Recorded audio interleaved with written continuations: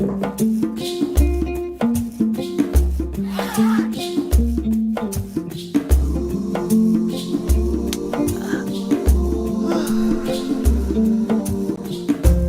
good to see your face again. It's been a very crazy day.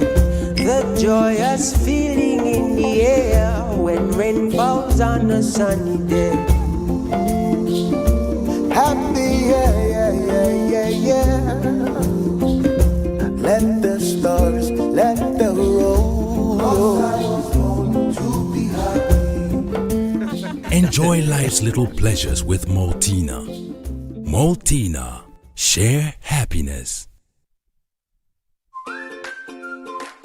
As mama, I always want waiting best for me picking them, especially when it comes out waiting them for eat and drink. Now this make I always they choose Sarah juice because they make come from with local foods them and nutritious and it gets less sugar than the other drinks them. Not to me say so. We lab test show say Sierra juice gets 50% less sugar than the other drinks them na the market. Because we mama they know waiting best for we picking them, now you make we always they choose Sierra juice. Sierra juice and nutritious, it's healthy and it's sweet. Sierra juice, not the taste of Salome.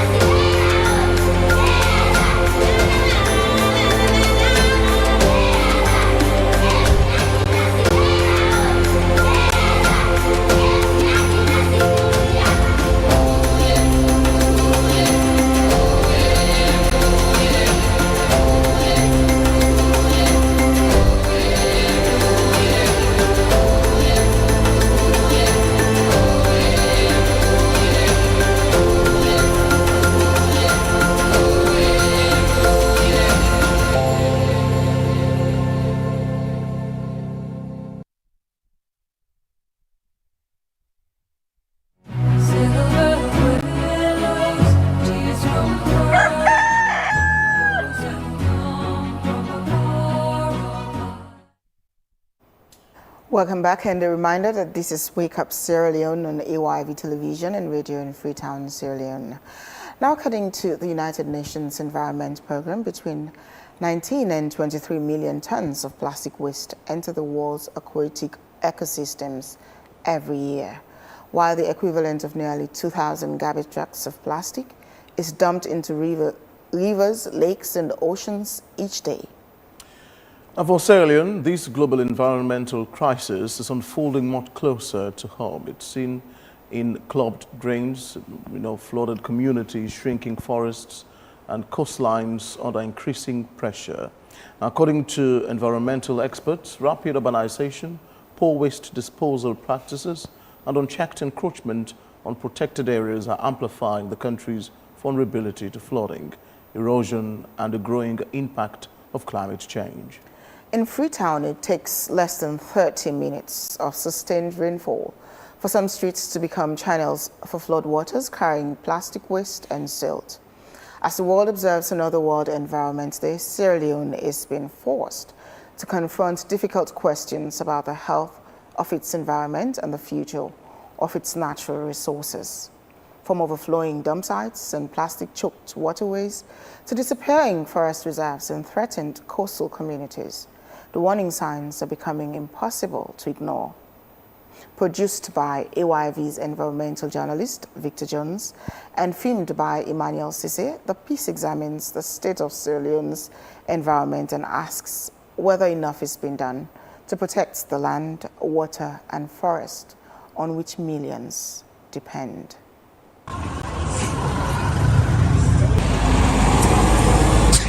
It takes less than 30 minutes of sustained downpour for Freetown's streets to become a battleground where flood waters plastic waste and silt wrestle for control. The Environment Protection Agency is government's principal environmental regulator. And what that means is we are responsible for implementing measures that ultimately reduce environmental harms of all sorts, reduce exposure to such harms. That includes, most importantly, managing development activities in terms of environmental and climate performance. The reforms are many, but the improvements are far from desiring. There is tormenting quantity of plastic waste decorating the city's landscape. From bridges to the shorelines, plastic is the new decoration. A range of development corridors in between, and so we have had the Western Area Peninsula seated in between and being sandwiched by all of these different settlements that are evolving. And it's really an unfortunate situation because it is like a bowl of rice sitting in the midst of people who are chopping it from different angles. From the side of Freetown, from the side of Waterloo, from the side of Mambo, from the side of Jue, as the case may be. And so it's really a pathetic situation. We really don't have any particular institution that seems to be really taking the right course of action that we expect, despite a lot of appeals and also a lot of concerns being raised by civil society, by the citizenry as well. Overlooked but dangerous. It takes a period of 100 years for plastic to degrade. Flooding is no stranger to Freetown, especially in swampy and slum areas. So they've come from homes, bars, restaurants, and even factories. This is the final resting place of all single-used plastics in Freetown. This is eternity, but there is no repentance beyond the grave. From here, the next step is surely uncertain. The Kingdom dumpster, which is the biggest in the western area, is full to the brim. Plastic waste is receiving much more than any other materials here.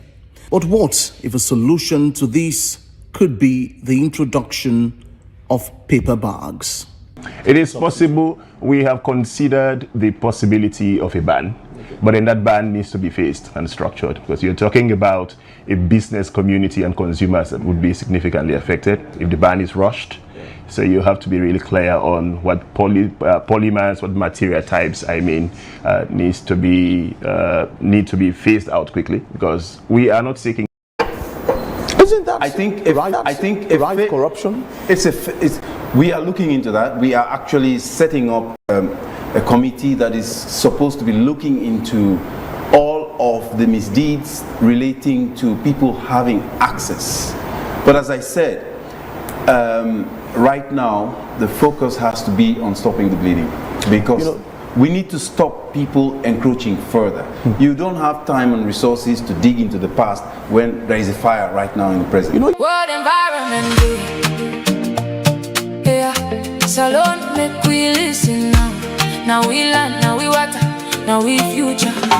EPA they come with the message. World Environment Day.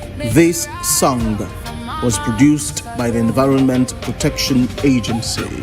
It is meant to advocate for better environmental health.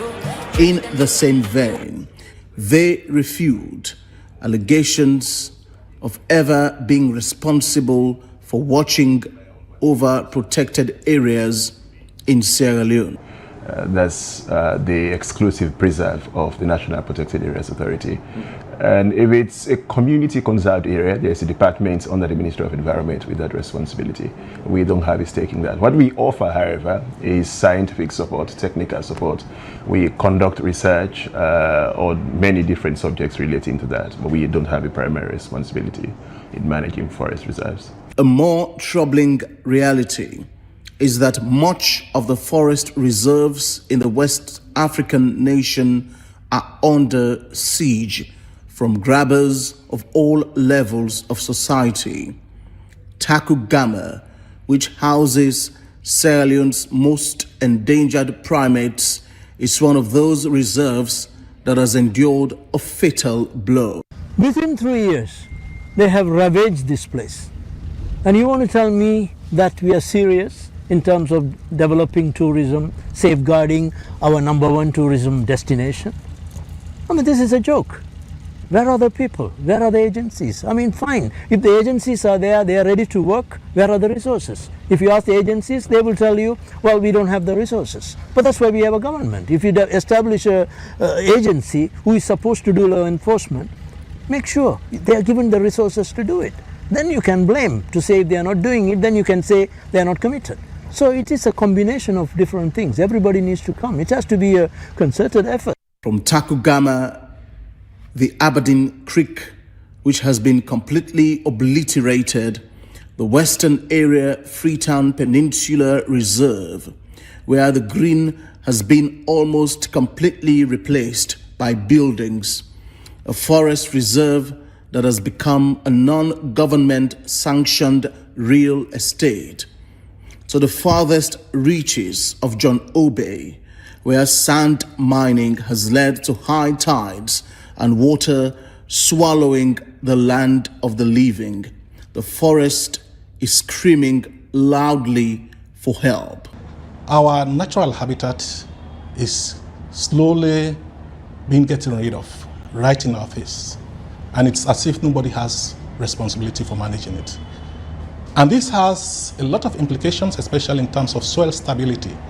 As you rightly know, when there is heavy rain, the stability of the soil is being exceeded. And so we have rainwater penetration, especially the seepage, normally overwhelm the soil, the ability of the soil to cope with it. And so what we normally see is flooding almost everywhere. And this is exacerbated by the fact that we really have poor drainage systems. And also our system of management, especially of waste, is being exceeded, especially by the rate of urbanization of the city. And so it is really an unfortunate situation that when it rains, we always have flash floodings, but we also have incidents of landslide, which occurs often and again. And we have had waste accumulation in many ways contributing to this particular process. Of course, plastic, as you rightly said earlier, has been a critical part of this because the coping capacity of the city authorities, especially in terms of managing waste, is also being exceeded. So I'm currently standing at the junction of Mile 13 along the Freetown Western Area Peninsula Reserve. And just at my back, there's a spectacle of an attacked, destroyed and subdued forest reserve. And what makes this more troubling is that this is just at the back of the biggest, treatment work for the Guma Valley Water Company in Freetown. Here you would see clearer images of the extent of the destruction behind the Peninsula Dam. It is a ticking time bomb.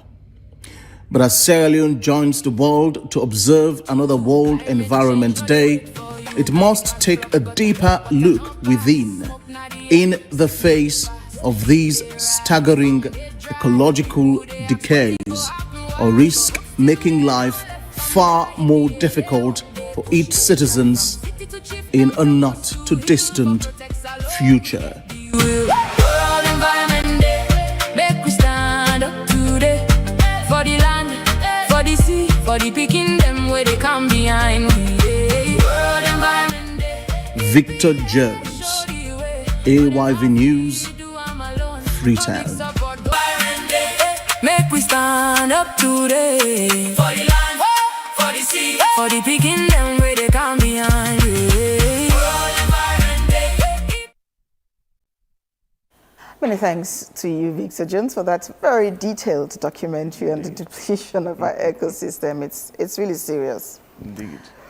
Now this morning, to further discuss what you've seen there and the entirety of the World Environment Day commemoration, a day celebrated annually on June 5th to inspire global awareness and action for the protection of the environment. It's been established by the United Nations. It serves as a, if you like, principal UN outreach day for encouraging worldwide political attention and public engagement on pressing ecological issues. We've been joined this morning by Ansumana Babature. He is Terrestrial Ecosystem Manager from the National Protected Area Authority. Good morning and welcome. Yeah, good morning. It's a pleasure having you. Thank you very much. The first question I'll ask though is you've watched the mini doc I put together about the status and health of our environment. What are your impressions generally? It's sad. It's sad. I must be very frank. It's sad. And as an environmentalist, this is an eyesore. But this also emanates from our desperation as humans for the minimal resources we have. Over 80% of the population depend on forest resources. In Freetown, the situation is worse because of the overwhelming need for land. People want to lay their head and they think they can put structures no matter what the danger looms around. So it's sad. The same happens with Kambui. Kenema is the same problem. Yeah. These are the two most threatened ecosystems in Sierra Leone, the Kambui Hills Forest Reserve and the Western Area Peninsula National Park. You know, when you have a population of over 3 million, well, approximately 3 million, about 1/3 of the entire population of Sierra Leone residing in a small area like Western Area, the desperation is heavy overwhelming for firewood, for charcoal, for land, housing, urban sprawl. These are all factors that are leading to what we have now. And an institution is not enough. It needs a national action. It's not about which institution is in charge. It's about how can we come together as a nation to really stop this menace. Because we all know when the danger comes, it's not going for one institution, it's not going for one tribe, it's not going for one person. And if we don't stop it, I am sure we'll be asking for mass migration. There are people who don't know anywhere in Sierra Leone. All they know is Freetown. That is where they were born, that is where they were bred, that is where their grandfathers were born, and so on. And so they don't know anywhere.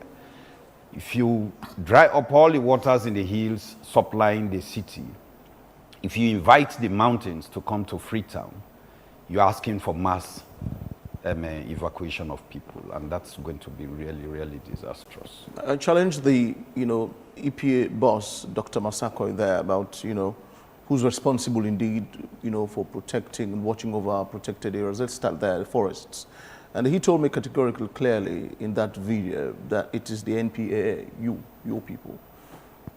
What's been happening? He's totally correct. He's totally correct. When the NPAA was created in 2012 by an act of parliament, the primary objective of that institution was to conserve nature or conserve wild flora and fauna in their natural habitats, in their natural states. That was why it was created. And so there is no two way about it. The conservation of forest, especially protected areas, is under the purview of the National Protected Area Authority. So it would be correct to say that all of this is happening under your watch? I totally agree. Like I said, there is no way to evade it. It is under our watch, it is under our purview, but like I said, it needs a national action. As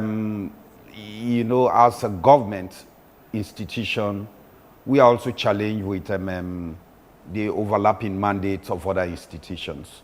Okay. There are some institutions whose, what do I call it, whose goal at the end of the day, what they achieve, is counterproductive to what we stand for. Like which organization? For example, the amount of land given to people is an achievement for the lands department or the lands ministry.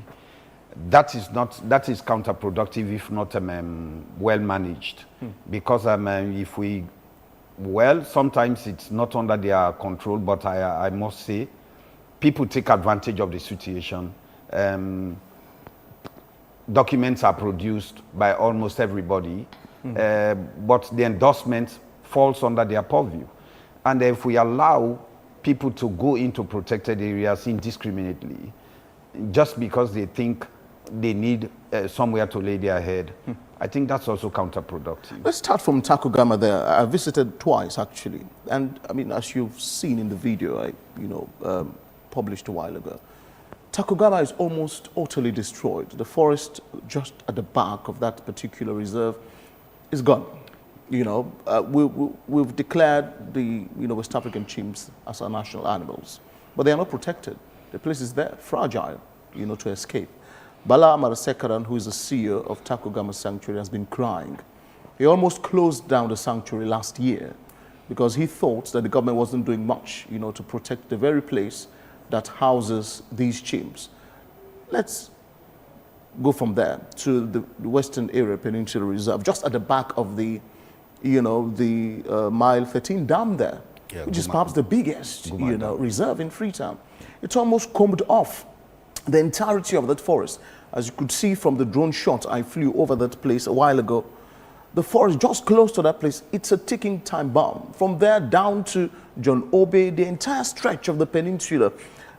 On the left, the bushes have been barbed. On the right, the mangroves are all gone. The Aberdeen Creek, which I visited a few weeks ago, is completely destroyed. As you could see from the drone footages there, all of that entire stretch of land completely wiped out, And as I know, that one of the functions of these mangroves is to sequestrate, the carbon in the atmosphere, which is why the city is extremely hot these days.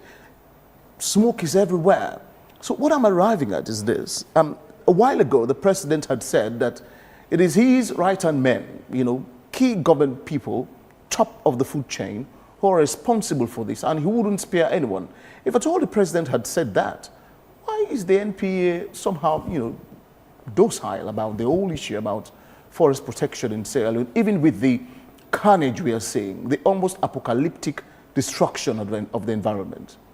So I totally agree on almost all what you said. What maybe I would not agree on is to say that the NPA is docile. The NPA is not docile. It may interest you to know that just last month, over 46 people were convicted. Okay. Arrests made and so on. Over 46 people were convicted by the magistrate court at Ross Road and other courts, Waterloo and so on. But also to add to what you said, I will still stand by what I started with to say this needs a national action. It needs a national action because, like you rightly said, this is not because there are people who are untouchable. This is not because we cannot act, but it's also because we are also constrained. I can tell you that people get up at 2 a.m. From the NPA? No, people get up at 2 a.m. from communities to get into that forest to start brushing. At 2 a.m. Wow. This is a fact. I mean, I need not repeat it. But, in addition to that, if you look at the number of game guards we have in Freetown, just to protect Freetown, it's almost 1/3 of the entire game guards we have all over the country. Yet that's not enough. Remember, we are protecting about 18,000 hectares of land. Just 18,000 hectares of land. We have about 300 game guards monitoring what's happening in that space. But because they can't be there 24/7, because they can't get up at 2 a.m., 3 a.m. to go into that forest. It's a forest. It's not a kind of dwelling house that you are securing. You are securing a forest. These are guys with machetes and so on, brushing. You can't risk, we don't have guns and so on like other countries. Why can't the government provide armed men? Exactly. Because it's also a risk. We are just getting from the war. You remember after the war, a total ban was passed on it should trump everything else, don't you think? I totally agree with you. This is an appeal that we are making because if they are not armed, we depend on also the police to always accompany us to do our work. In Kenema, that's what we do. In other parts of the country, that's what we do. Even in Freetown, we even have a police post in our office just to support us. But they are just 3 in number. Wow. These are just to maybe write, you know, little crimes and so on were committed and so on, just to take matters to court. But it's really difficult, it's challenging. It's not like some of us are happy. We've been on this campaign since I was president of the Environmental Science Student Association in college. Yeah. You know, we've been getting Environmental Week and so on. So it's a long campaign that we've been on. So some of us are not happy that it's happening, but sometimes we are also seriously challenged. I heard Bala saying that it's not a one-man's problem, because if you really look at the situation, the NPA also need very serious support, financially and whatever way. As I speak to you, we have only 1 vehicle in that office. The entire NPA? Yes. Wow. 1 functioning For the whole vehicle. country? What? For the entire country? Yes, 1 functioning vehicle.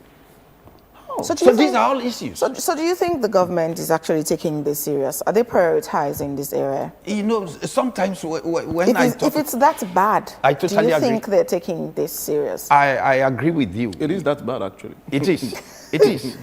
It is. I mean, this is a fact. Yeah. But because you know what happens with our countries in Africa, financial challenge and so on, there are priorities that sometimes surmount what you ask for. As an institution, we cannot say we are the prioritized institution. Most times environmental issues, people think they are in fact challenging development issues. When people want to develop, you are challenging them with your environmental. You know, people want to have buildings and so on. They want to get dwelling houses. You are stopping them for monkeys. Somebody told me that, how can you be fighting for monkeys and we want dwelling houses? So that's the amount of ignorance that people have.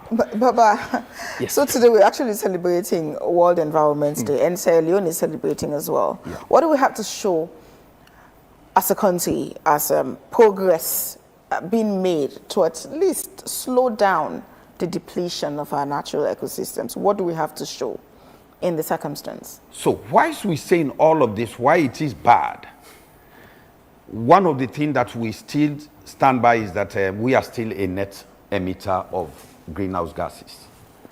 We are not like those actually polluting the entire world. What we have still balances what we emit.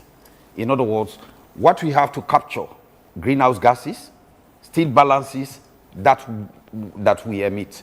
So meaning that we are still a net emitter. So that's one. But aside that, there are also very good pristine areas in the country that we are preserving as a country. You go to Gola, you think that you are in another planet or you are in another country. You go to TY, for example, you think that you are in another country. These are places that are really pristine. The forest is really good. And then we have a lot of such places in the country. In as much as Freetown is bad and we don't like it the way it is, we still know that there are other places that are really good, and we want to make Freetown like those areas. So what are some of the most pressing environmental challenges we face as a country at the moment? At the moment, deforestation is one serious one. Like I told you, the dependence of people on forest resources is really overwhelming. And because those communities entirely depend on forest resources, we don't have alternative livelihoods to really produce for them. It is difficult to just tell them to stop. What we do, we continue with the environmental awareness. We continue with the awareness that if disaster looms, they are going to be at the forefront of it. And so together we can do it, we can make it. That doesn't seem to be working, because we've been doing this for ages, like you said, ever since. Yes. So it doesn't seem to be working in the circumstance with the little resources available and the huge logistical incapabilities, whatever I should call it. What can we do in the circumstance to ensure that we curtail this? We slow down the depletion of our forests and we reduce the risks? So one of it has been, we still have partners who are also interested in this, like us. International partners, you mean, or a lot of local them, yes, as well? international as well as local. Okay. As well as local partners who are interested in this, and a lot is now on our plate to really challenge some of those issues. The EU, the USAID is no more. It used to be one of the very strong partners in all of this. African Development Bank, World Bank, and others. These are partners who are really interested in what is happening, UNDP, UNEP. So a lot of research is going on because most of what we say, we don't have the figures to really challenge what we say. Yeah. So a lot of research is going on as I speak. By tomorrow, I'll also be in the north. We are trying to complete the National Forest Inventory to know the total forest that we have in the country. So by having that, we can now compare with our, historical data. What did we have 10 years, 20 years before now? What do we have now? Once we have that, we have the comparison, then we will now be able to say, oh, what are the causes? What are the drivers? If we have the drivers, then we'll now know how to challenge them. But most of what we say has been based on what we hear or what we feel. So we really want actual data. Once we have actual data, then we'll be able to challenge what we really want to challenge. Is it that the prevalence of, what should I say, poverty and the economic challenges in the country is a contributing factor to people engaging in such activities? Like you said earlier, it's difficult to tell them to stop because most of them rely on these things like the sticks for charcoal and for fuel purposes, and they all need a place, they need a roof over their heads and the like. What do you think is really the problem? Is it a mindset thing, or is it the poverty or economic challenges? And in the circumstance, I go again. Because if we continue to complain, we'll complain forever. We'll continue to say things. We'll continue to say, well, it's not easy to stop them. But at what point are we going to make that decision to either stop them or to just let the country slide? Because that is what is happening at the moment. Is it the poverty, the economic situation? So for that reason, we're going to let them be? Or at some point, do you think we need to put a stop to this and take a decision? I think it's all in one. What you said will not be far from all what is responsible for the massive deforestation that we have in the country. Because if we really have a diversified economy, where people's concentration is on other things, on tech and things like that, but we are still an agrarian economy. Most of our economy depend on agriculture and things like that. And these are in forest areas. Until that is changed, we still have a problem. However, what is good is that energy sector is trying to diversify. Most of it is now going to sustainable development, sustainable energy. If we have sustainable energy, fuel wood, charcoal, and others may be dropping, but we still have a very serious problem with charcoal itself. Charcoal is not only the cutting of the wood, but you also dig in those forest areas, burning those areas, and if you have a charcoal pit in an area, a researcher once said it's going to take more than 100 years to have that forest back to its original status. Oh, wow. Yes. Because you are not only cutting, you are digging, you are burning the soil, you are depleting the soil itself. So for it to regenerate, it's going to take a very long time. You know, Baba, while deforestation remains a challenge in Sierra Leone, we also have a very serious problem with plastic wastes. I totally agree. How do you think plastic waste in this country contributes to pollution and, of course, flooding? And what can be done in the circumstance? That is even serious also. It's even serious. Our concentration is always on forest because that is the livelihood for, like I said, over 80% of the country. But plastic, you know, when it started, the idea was it's very, very durable if you look at it. It's simple to carry. And so people thought, oh, it's one of the best packaging system. But you look at the number of water companies that we have all over the country producing plastic water, or if you want, sachet water, which is in plastic materials. That is being littered all over the country. And what is happening? The number of years that it takes for it to decompose. Well, it doesn't decompose. It doesn't. In fact. It doesn't so decompose. most of it is finding its way in our water systems and in the seas. The aquatic animals are taking them wholesale. We are also taking most of those microplastics into our own systems. So it's even serious. I think there is a policy now on plastic. There is a whole sector now set up at the ministry and also working with the EPA. How effective is it? It was still in its embryonic stage, exactly. I must say. And I am sure we'll be there, but it's still very difficult. Like you said, this is a very serious issue. Other countries have the issue of plastic waste in the country. And I mean, looking at the documentary that Jones did, that's very detailed. It is. You can see that this is, in fact, it appears it's an even bigger problem than the deforestation, if we can compare the two at the moment. Yeah. Forest, you can regenerate. Plastic. Exactly. Yes. Exactly the point. And these ones, they don't decompose at all. So do you think we should what should I say? We should lean towards using biodegradable products for packaging and selling. And do you think our laws are strong enough when it comes to plastic disposal or waste disposal in the country? Do you think they're strong enough at the moment? Even if the laws are strong, the enforcement is not there yet. But do we have laws that are strong enough? Yes, like I said, if there's willingness to enforce, you can enforce these laws. Do we have them? Yes, there are laws.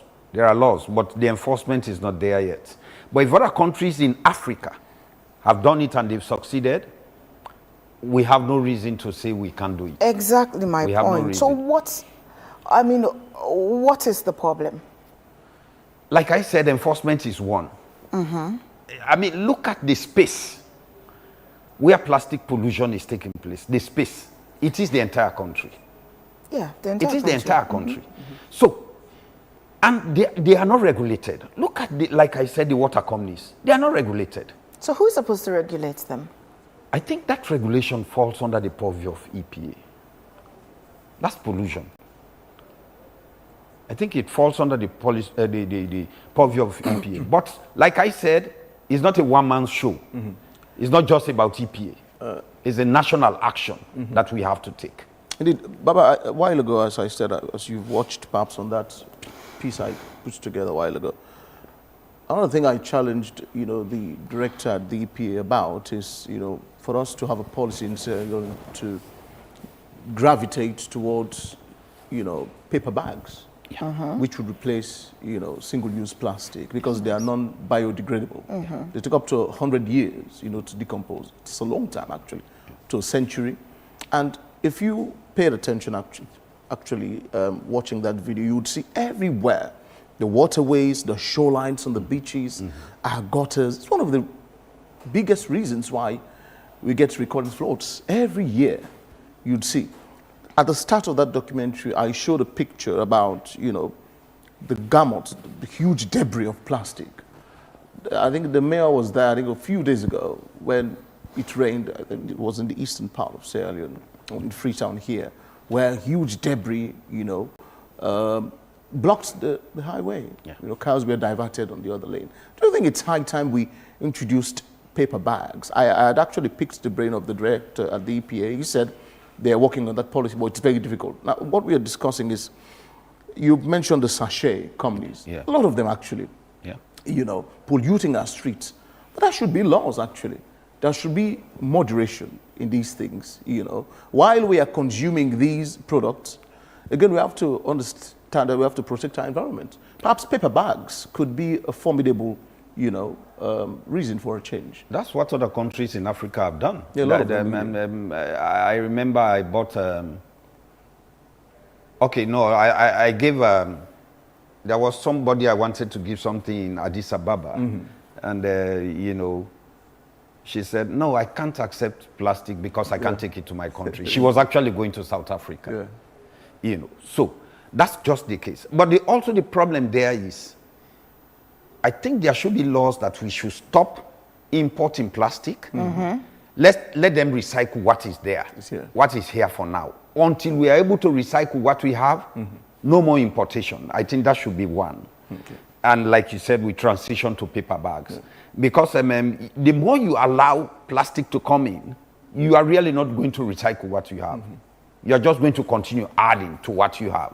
So I think that should be one of the policies. Unfortunately, like maybe the head of EPA said, it's still fairly difficult because, like I said, it's still in its embryonic stage, and it's difficult to really act the way I think we should be acting, because it's really a menace. It's really a problem. It's not good at all. The eastern part of Freetown, of course, is even worse. People just think they can dump anything anywhere, and that's also the mentality. So, just one rain out of the so many rains that we're going to get, look at the streets of Freetown. This morning, for instance, it's so terrible. While driving here, Jones, I know. I'm sure you saw how littered.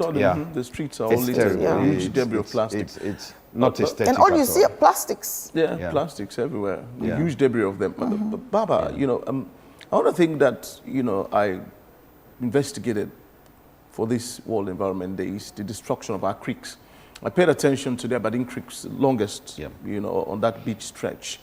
When you go there, if they would show the pictures on screen now, it's a desert now. It is. Completely wiped out. What you would see are foundations, you know, creeping in like veins on the ground, you know, moving everywhere. They've completely destroyed the entirety of that, you know, that creek. All of our mangroves are gone. And the dangers here are, one of the things is that those plants are responsible to, you know, trap the carbon in the air, you know, which is why the city is very hot. People complain, oh, the place is hot, the place is hot, but it's our activities that is further, you know, that are further endangering our environment. That's one, you know, even for the breathing of, you know, species, sea species.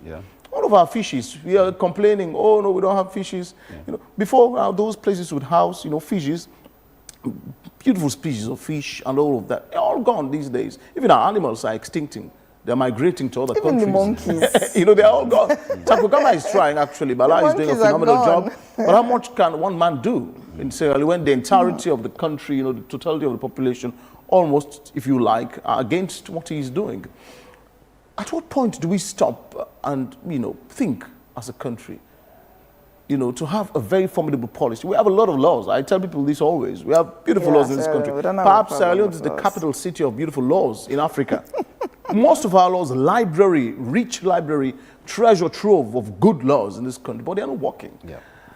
What do we do, Baba, at this point? What do we do when even the policies have failed? It's the mindset is a matter of political action to say, if we have laws, they have to work. If we have laws, we have to enforce them. Normally, conservation does not encourage a lot of stick approach. It's a carrot approach. You have to sit with communities, you have to discuss with communities, and so on. In fact, for most of our partners, they frown at using the iron hand on communities because they think you have not provided enough for them to dissuade them from using the forest resources directly. So that is one. But like you rightly said, it's not just about the heat. You know, even in terms of flooding, remember when the tsunami happened? In fact, that was when the mangrove was, the importance of the mangrove was globally accepted. All those countries that had mangroves, they were saved from that tsunami. All the countries that hadn't mangroves, they were seriously affected. So that is a very serious problem. And it took me about 2 years to really get to the Aberdeen Creek. I went there about a month ago, together with the minister and my boss. I was also shocked. I must be very frank. I was really, really shocked.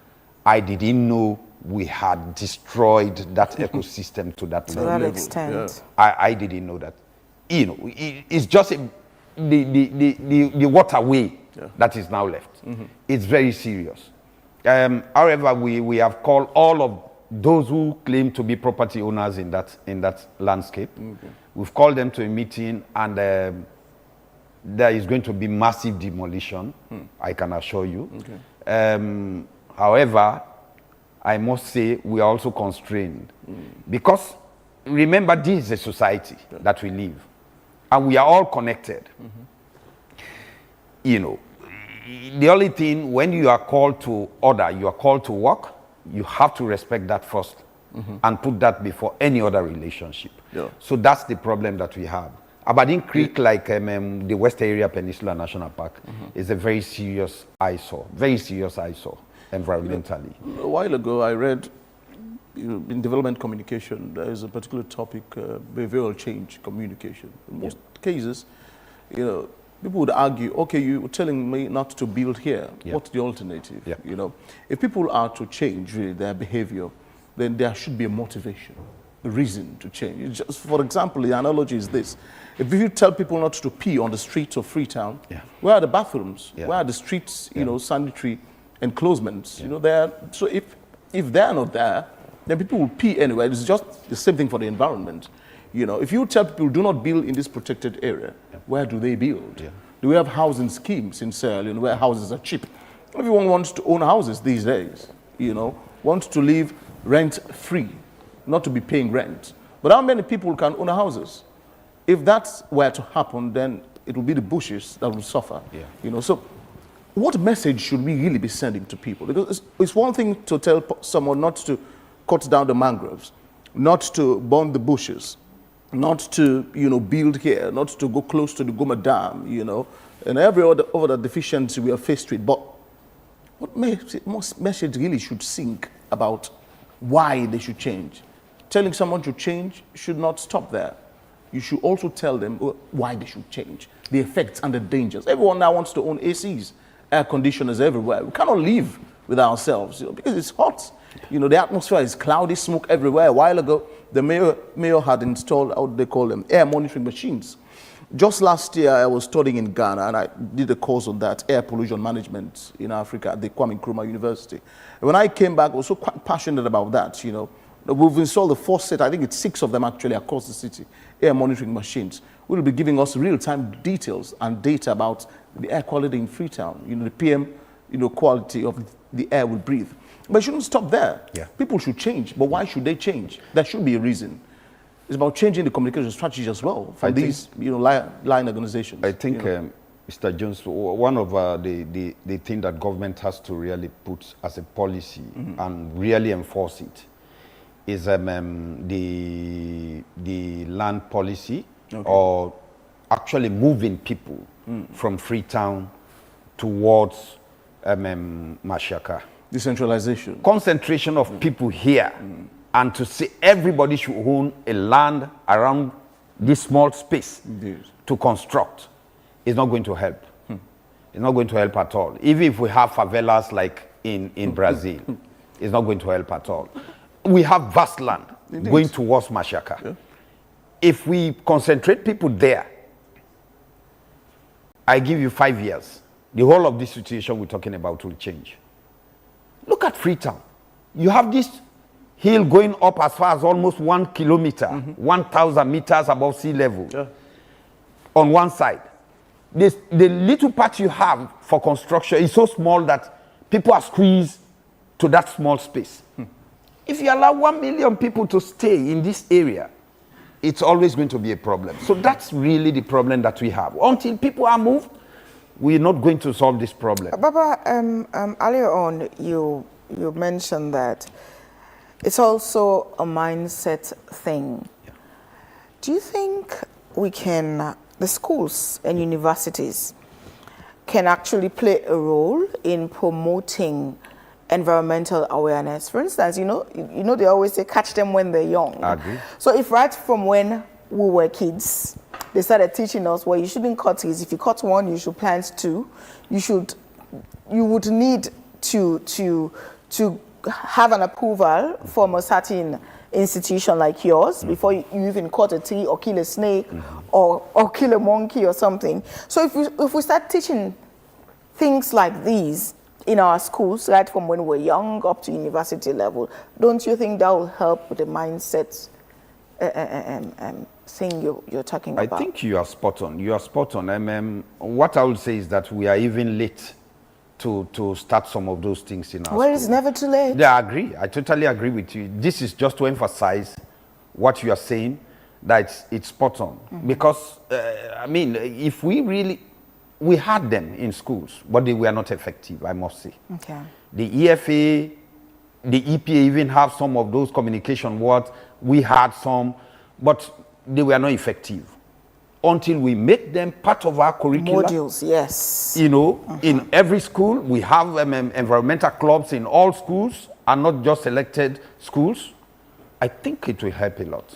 I totally agree with you. I think it will help a lot because the awareness level, where even if people are aware, the few who are aware are also selfish. You know, there is this thing called the tragedy of the commons. People think, as long as I'm benefiting, I'm getting something from it, I don't care what happens to the entire population. You know, and at the end of the day, the catastrophe comes, it affects everybody.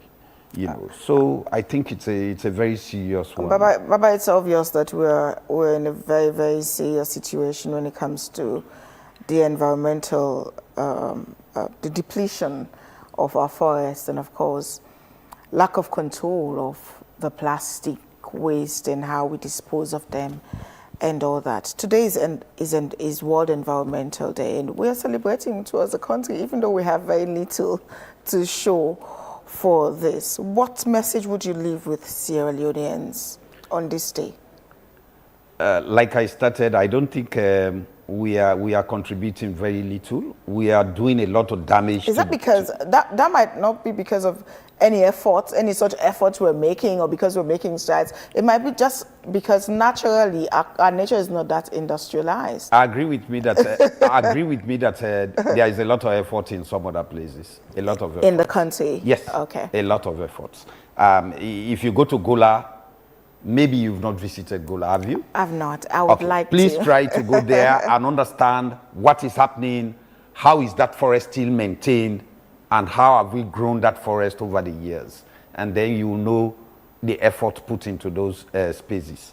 However, what I will say to the entire country, I mean, from my point of view, is that environmental issues are not just for the elites or those who sit in the television and so on and talk about it. In fact, the vulnerables are always almost affected more than those elite people. So if you are a forest edge community, you are living around the forest and so on, do everything possible to maintain your forest. I've always said that forest can be business today. There are people, carbon buyers, who are coming to pay for carbon. They pay for your carbon for your forest that you've kept for over years. As long as they can quantify the amount of carbon that forest can capture, you can be paid. You can get money from it. So by just leaving your forest, by just leaving your animals, you can get money from it. Kenya and others are making a lot of money, by just maintaining their wildlife. So we can do the same in Sierra Leone. If people are aware and people know, we can start from there. And I think we are not telling people just keep your forest and be there watching them. No. It's because you can also make money out of it. The Gola communities, we are making a lot of money from just the forest they've kept over the years because they are able to sell their carbon. So we can do that to other places, but it's all about awareness. People have to know that if we keep our forest, if we maintain our wildlife, we can still get money without killing them, So I think that's the message I will get for everybody, because when catastrophe looms, it's not going to affect one person, it's going to affect everybody. The Montome issue, even visitors who went there suffered, People who were there, we talked to them, our guard post was there. It was burnt because we talked to people not to encroach on the forest. They attacked our game guards, they burned that place. at the end of the day, when the catastrophe came, it affected those who were there and other people.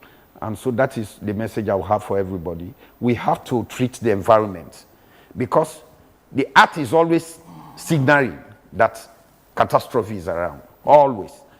If we don't stop what we are doing, if we continue with the levels beyond natural levels of destruction, I think that destruction will have to come to us again. Indeed. Thank you so very much indeed. And Sumana Baba Ture, he's Terrestrial Ecosystem Manager from the National Protected Area Authority, NPAA, and we've been discussing the status and health of our ecosystem. It's in a very dire, situation at the moment. It's clothing for breath, actually, almost suffocating.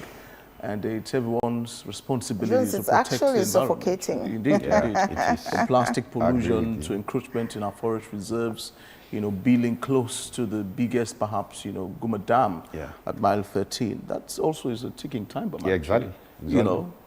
God forbid if that thing were to split, thousands of people. And my question is, they always talk of demolition. Why do you have to wait for them to build and then you later come and demolish? Why not stop them from building in the first place? That's a question I've never had an answer to. But it is what it is. Nationally, we need to move beyond rhetorics, I feel. Much of our advocacy is spurious.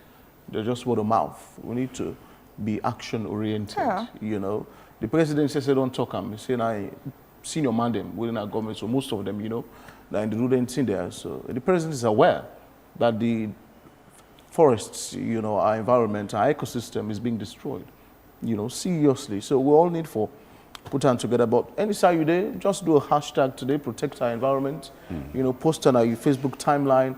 We shall be publishing that documentary I did online so that when I say go watch them, see the destruction for yourself. If you're a government minister, you didn't have any line ministry or agency we're responsible for the environment, that is a must watch, So for the first time, you go actually see, the status of the environment from the skies, Let you see exactly how they don't destroy most of these places, for the first time. Well, thank you very much indeed, Baba, for coming, and wish everyone well. We shall be back for the second segment of the program. Shall be talking to the engineers, association in Sierra Leone. They're about to hold their biennial conference. We shall be back. More and more people are using Wakeup SIM Copper Plus in their everyday lives. Did you hear that? She just transferred money for her daughter's school fees. And this man just paid for some products. Ah, Mr. Abu, are you sending money to your wife again? Yes, like Wakeup SIM Copper. Ah. Yes, like having money in my pocket. Ah, excellent. Thank you.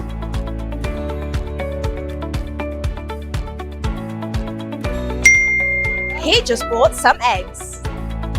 The world is digital, so keep up with the times. Have you got a payment to make? If so, just download Wakeup SIM Copper Plus now. You can download the Wakeup SIM Copper Plus app from Apple iStore and iPad or Google Play Store for Android users. You see, it's fast, safe and reliable.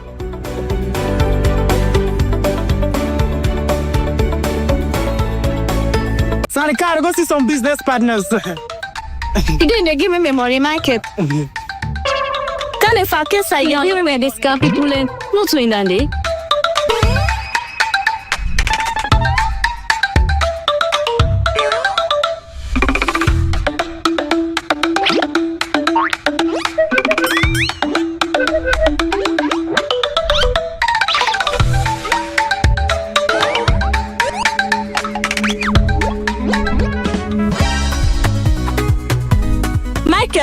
Today you pay me money. I don't send it for let you help me send money in Ghana. 2 weeks now you not send me money and 10 you not give me back me money. Today, give me money. You not ever sabi goodness in life. I send back your money, but trust me, today na the very last day I ever send money for now. I don't need your help because I don't know so with Afri money. I dey able send money. Now Baku Africa countries them with Afri money.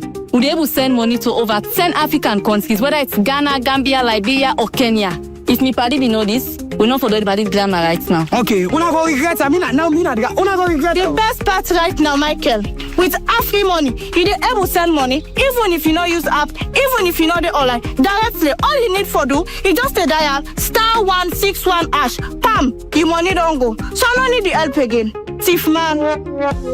Thank you. Send money to over 10 African countries instantly with Afri Money. No stress, no excuses. Just dial *161*1*6# now. Afri Money, quick and easy.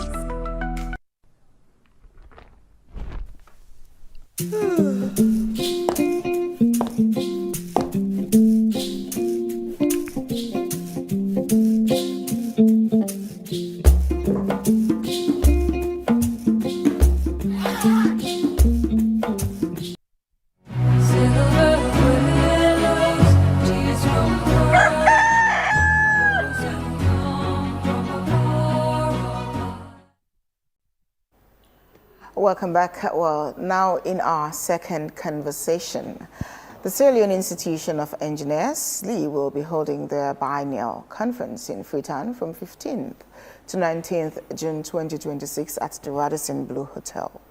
This conference is a flagship event in Sierra Leone, drawing together engineers, professionals, policymakers, academics, development partners, and stakeholders from diverse sectors nationally and internationally, on the theme, Engineering the Sierra Leone We Desire, a Sustainable Approach. This speaks directly to the country's development aspirations at a critical time. Sierra Leone confronts challenges related to infrastructure deficits, climate vulnerability, rapid urbanization, energy access, and economic resilience. Engineering solutions must move beyond short-term fixes to embrace sustainability, innovation, and long-term value creation.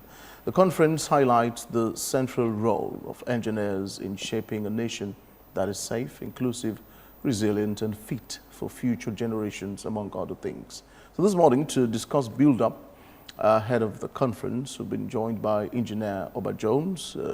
He's President, Sierra Leone Institution of Engineers. Good morning and welcome. It's a pleasure having you. Good morning, and thank you for having me on your breakfast show. Indeed, it's a pleasure. If you were indeed to assess the engineering landscape in Sierra Leone today, what would be the score? Well, you can look at it from, I think, various angles. One aspect that I would say is there is progress, to a certain extent, but at the same time, there are a lot of challenges, and I think, it's overcoming these challenges that sort of like highlight setbacks and would sort of portray the notion that, things are not really moving, as they should. One of the things that, these conferences do aim to highlight, is to bring, intellectuals, as you've said, not just from Sierra Leone. We have international, delegates coming from Nigeria, Ghana, Liberia, Burkina Faso, and even South Africa, and Kenya possibly. And, for us to discuss, how we can move the engineering, sector forward. A lot of the things that Sierra Leone suffers, it's not just unique to Sierra Leone. No. Ghana would probably suffer the same, Nigeria, Liberia, etc., but, maybe to different extents. So we do have something that we do share in common. And, these conferences, offer us the opportunity, to come together and discuss some of these issues. And hopefully, we can then go back and, as your question states, improve, the landscape in our different countries. I would like to talk about the key, biggest challenges you're faced with as an association. But before that, we started the discussion, I think it was last year or so, when houses started to crumble, across Freetown, and we're discussing many things. I think the last time you did say that some of these crumbling houses situation is as a result of buying cheap, building materials. But going deeper, what role do engineers play in these kinds of situations. Yeah. Yeah, well, you do have a good memory, I must say. Yeah, rightly so.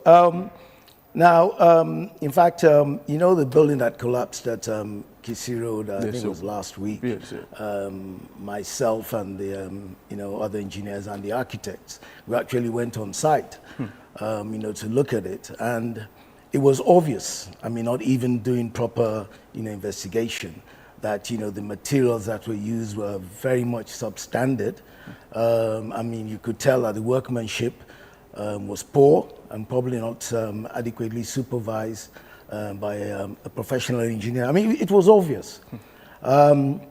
So as the engineering body, I mean, we did put out, a statement, to the effect. Because some of the things that we've been looking at, if I start like with the architects, is the building code, right?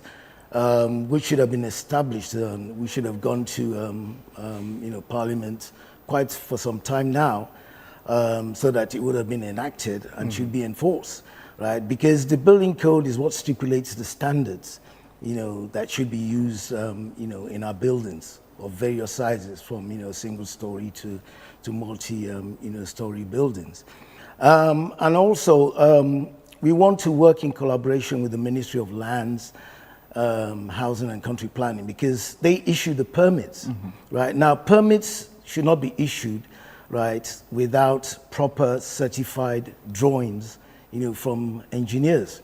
For example, like for us in the Serenity Institute for Engineers, once you are a professional engineer, you're issued with a stamp that, you can put on all the drawings that you certify, as being proper for use, right? So we need to collaborate with them because, I mean, they need to work with us to make sure that they don't issue permits, to buildings that, for buildings that don't have appropriate, drawings, be they say. Also, we need to talk, I think, like I mentioned the last time, to the clients, those that want to put up the buildings themselves. People would rather go for cheap. And when you go for cheap, you go for people that are not certified, that are not professionals. Maybe they have the experience, they've done it once or twice, and they think they can do it again. For example, like this road at, this building at Kisi Road, I think they started off with 1 story, 2 story, and they got ambitious and said, oh, let's go 3, 4, right? And they were even going to go to a 5th, before it collapsed, right? So as a client yourself, you need to engage the services, professional engineers. I mean, it will cost you, but in the end, if you take what's happening when your building collapses, then you've lost everything, right? So, pay what is due at the start and ensure that your building, will last, forever. And also, as the engineers themselves, we have a lot of people going about touting themselves as engineers, right? They need to stop. Obviously, I mean, we've got things in place. We've got our Professional Engineering Regulation Act, the PERC Act 2022, which should monitor all of this. And once that monitoring process starts, if you're not registered as an engineer, you will not be allowed to practice. In fact, going further, you'll be fined and possibly imprisoned. So I think with all this package together, if we can get it to work, then, I'm sure we can minimize. We might not be able to eliminate altogether because no matter what stringent measures we put, people always find a way, to get things going. But we should be able to minimize that. Who is considered an engineer? That's a good question. Well, an engineer is someone who's been through a university and has attained a first degree, Bachelor of Engineering or Bachelor of Science in the various disciplines of engineering. And before you become a professional engineer, you need to have practiced under the pupillage of an experienced engineer for at least about 3 years minimum, and then you can be able to call yourself a corporate engineer. Okay, so what about those who have attained a diploma in engineering in one of the universities? Are they not considered? Yes, they are considered. For them, the process of becoming a corporate engineer would take a bit longer. That would probably take like 5 years. Of pupillage. Yes, of pupillage. Okay. Right, so I mean, that's where the difference is. So, but it's obvious that nowadays you just see people we once considered contractors and in fact, now we don't have messiners anymore because they work for themselves. I'm a contractor, I'm an engineer. Yeah. Have you noticed? Yes. Yeah, surely. So what are you doing as an organization to ensure that you because some of these buildings as well that collapses is as a result of the fact that these people who purport themselves as engineers come to a client and tell them, I can do this. I'm an engineer. I've been doing this for so and so and so long, so you can trust me with this. So they get on with it, and then these are the results. What are you doing as an organization to ensure that you stop such people from putting themselves out as what they're not? What they're not. Now, we are revising, well, we've actually revised our M&A, which is the institution's constitution. And part of that revision is to include, technologists, technicians, and the likes, craftsmen, to become part of the institution, right? Now, once they're part of the institution, firstly, they'll have to abide by all the regulations of the institution. In other words, they need to ensure that whatever work they're doing needs to be of the standard that depicts the institution itself, right? So, like when you get, like you said, a contractor will go out and say, I've done this before, right? If that particular contractor is part of our institution, we can be able to monitor them, right, as well, before, they move up. But like you said, bringing them on board at least, gives that opportunity so that, they can be part of the family of the engineering institution. And I say engineering because as a result of that, our name will change from the Sierra Leone Institution of Engineers to the Sierra Leone Institution of Engineering, right? Okay. Which means that we're now encompassing and bringing on board all these other aspects, the craftsmen, the technologists, and the technicians. So while you bring them on board, are you going to create a space for them to be trained further? Yes, I mean, they will follow. Because clearly they're not certified. Some of these people that you'll be bringing in are not certified. They're not certified, but I mean, one of the things that we've brought on board is what we call the continuous professional development. Okay. So even though you may not have a formal qualification, but we afford you the opportunity, to train, to go to courses, to go to workshops, and and by doing that, you attain points, which will add towards your total score at the end of the year, which you need to maintain a minimum, in fact, to be able to register for the following year. That's impressive.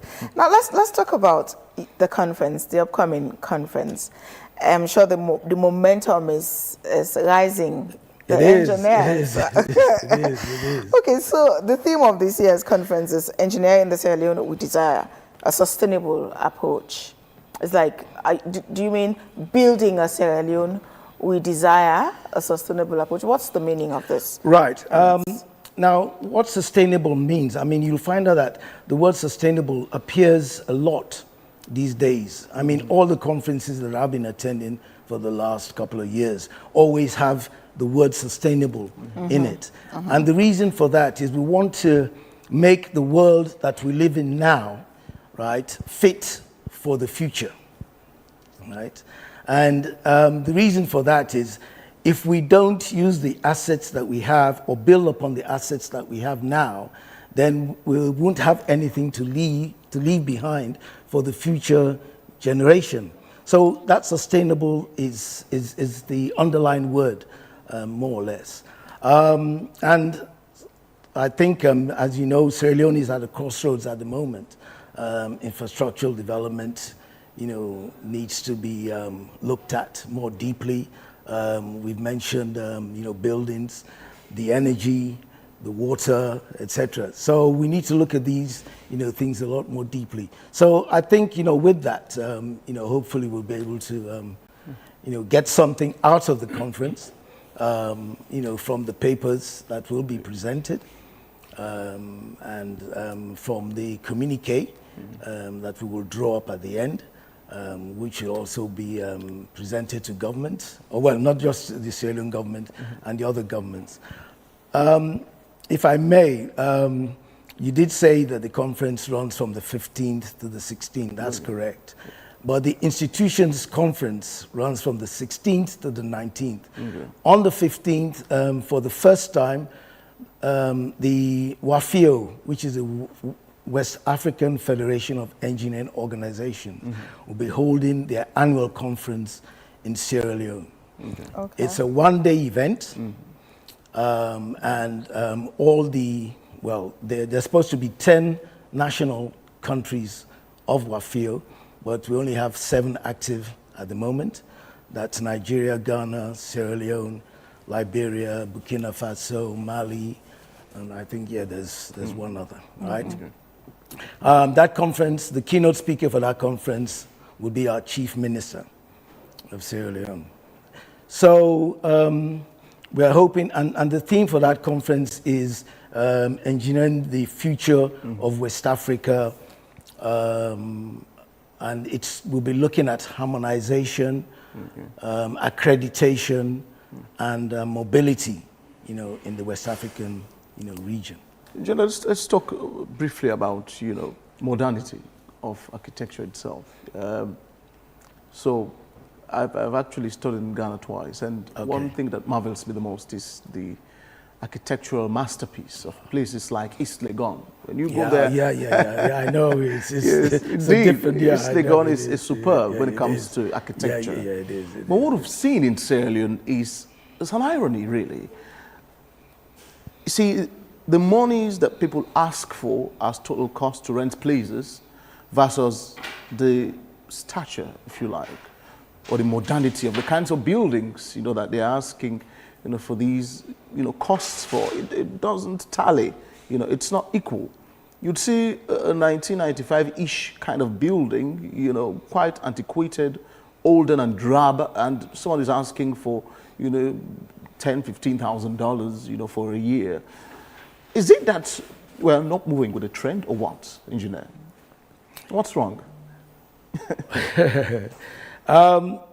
Well, from my own experience, I think with Sierra Leone, this linking everything to the dollar, right? I think kind of perpetuates some kind of, economic climate per se, right? Everything has to be in the dollar, right?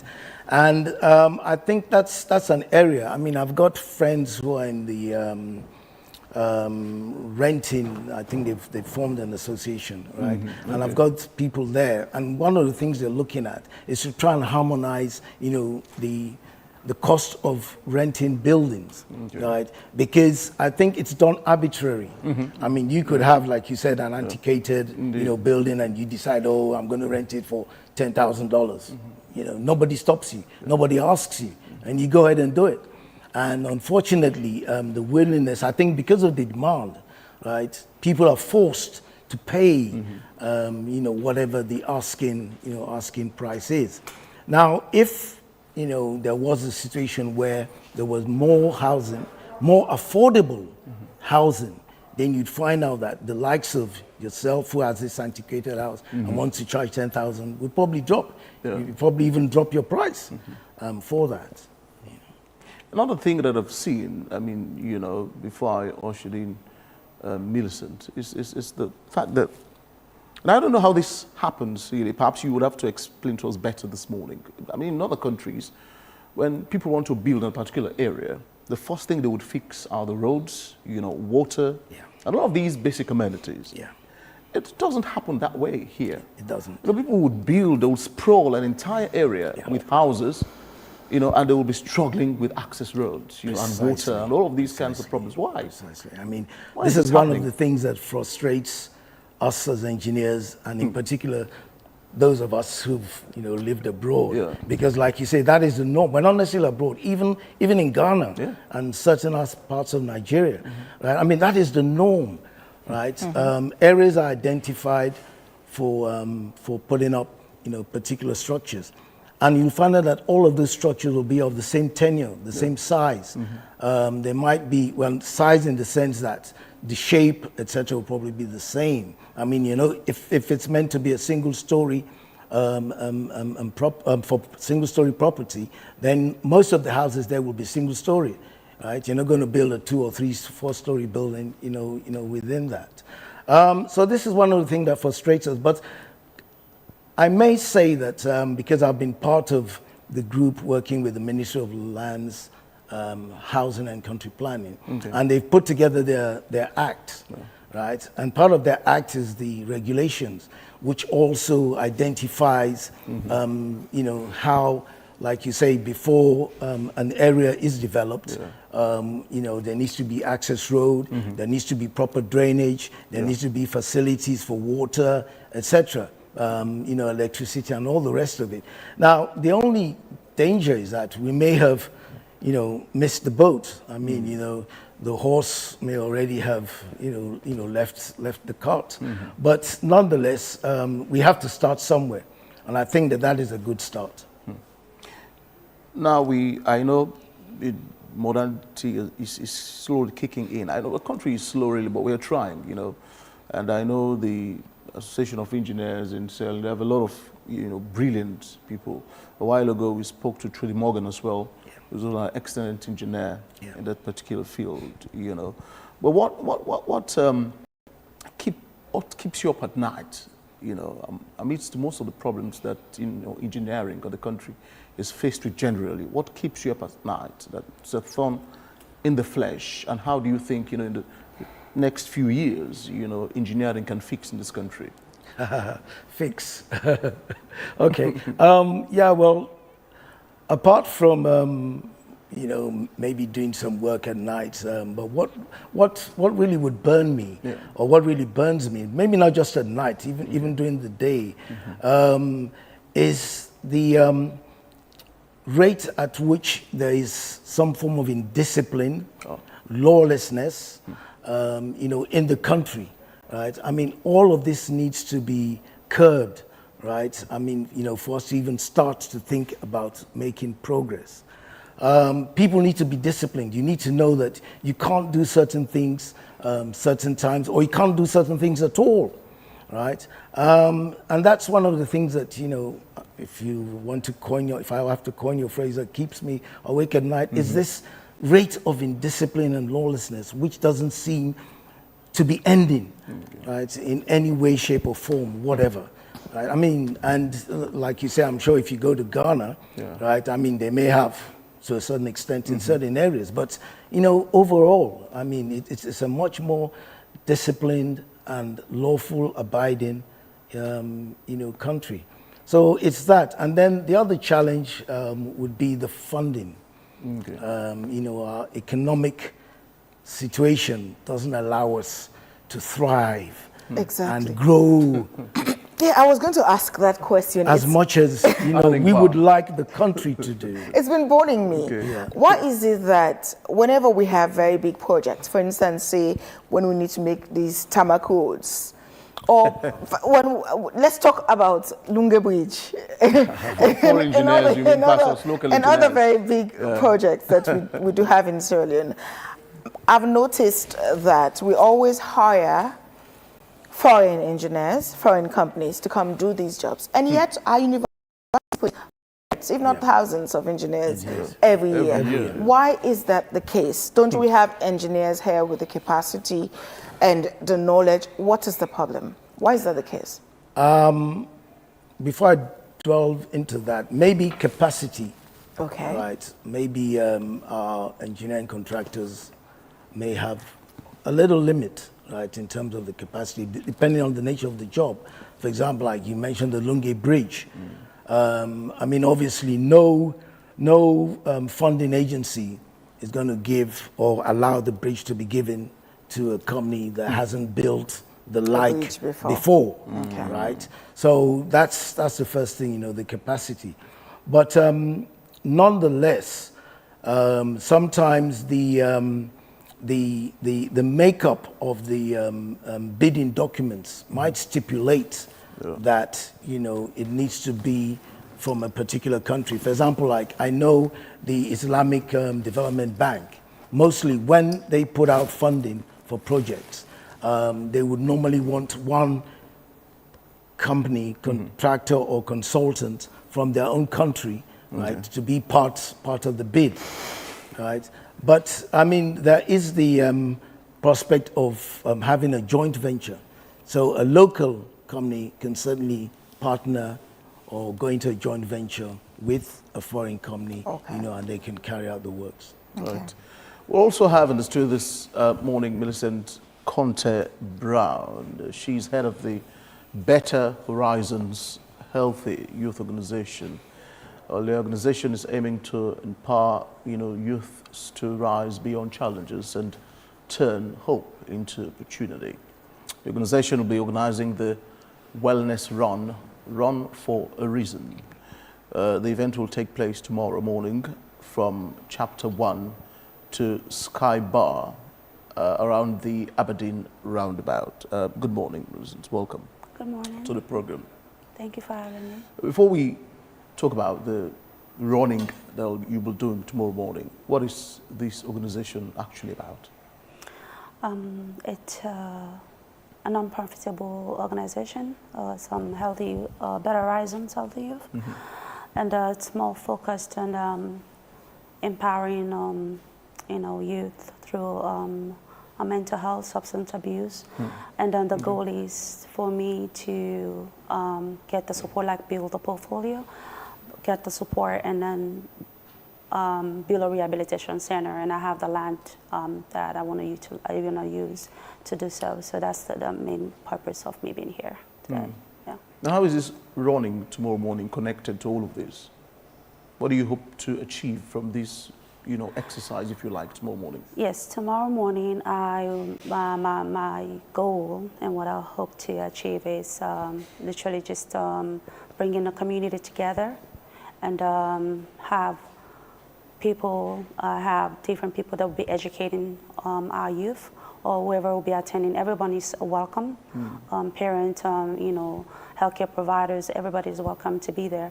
For me, the goal is to send a positive message out there and then educate our people about mental health, substance abuse, and how to live a healthier lifestyle. Now, how are you really doing this? You know, all of these things, how are you doing them? Well, I have a mentor in the state. Okay. So they're working me through it, and I'm a public health advocate as well. I'm an author and a public health advocate. So they're working me through it, and I'm doing like a program planning. I did one when I came in February. So, and this is another one. So basically I'm just trying to bring back to my land, my mother's land. So that's the goal, yeah. So. How much of, I know you've been around perhaps for a short while, but how much have you observed, you know, or learned about, you know, drug abuse and substance abuse in Sierra Leone, which seems to be pretty much a very big problem these days? It's a pandemic. Yeah. Yes. I was here, like I said, in February, and I did a drive-through with my professors in Florida, and I brought in some supplies. I did a program planning another organization and endorsed it, and I mingled with them. I was there with them and talked to them. I brought wound care supplies, hygiene supplies for them, trying to educate them and so bringing them back into society. So yeah, it's like I said, it's a pandemic, but they will have to meet us halfway. Yes, so I was going to ask, because I work with them as well. I do the same thing. I go to them. I mingle with them. Yes. I cook with them. I eat with them. Okay, I did that too, and I came in February. So I was going to ask, what's your strategy? I've been there. Okay. I know it can be difficult. Yes. So when you do a program planning, like in health, it's what I did was there was social workers, people telling their story, because an addict or someone suffering or even seeking counseling, they can only feel comfortable when you tell a story and open up. So we have different people who open up and talk to them and share their own stories. And like you said, you eat with them the food. And we even had a song and everything that was going on. So for me is you trying to encourage them, like no judgment zone. so they will feel more comfortable coming to you and like talking to you and then guiding them through the right path. Two reached out who are seeking, they want to see, gonna get clean, but I think the organization, because I reached out to them to check on them, I think they said the rehabilitation centers here are full, and they're still waiting to get checked in. Exactly, that's the problem. You know, I used to try to get some. In fact, I had a 13-year-old that I was trying to get into one of these rehabilitation centers. Apparently, when I went there, they were all, okay, you can come and get him, blah, blah, blah, you know, in the ghettos. Yes. And when it was time for me to go get the boy, I'm still searching. It's been months. Yes. For some reason, at some point, they're willing to be rehabilitated. I want to change, this and that. And at another time, they're not willing. And for those who are truly willing and they want to get cleaned, after the cleaning, what's next?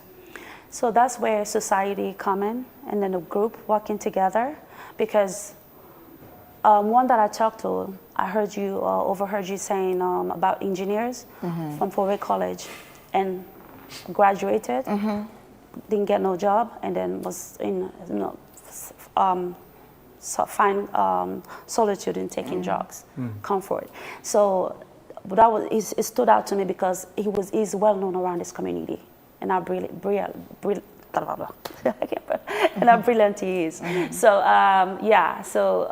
for us, I'm saying, like, when we do program planning after the rehabilitation, excellent question.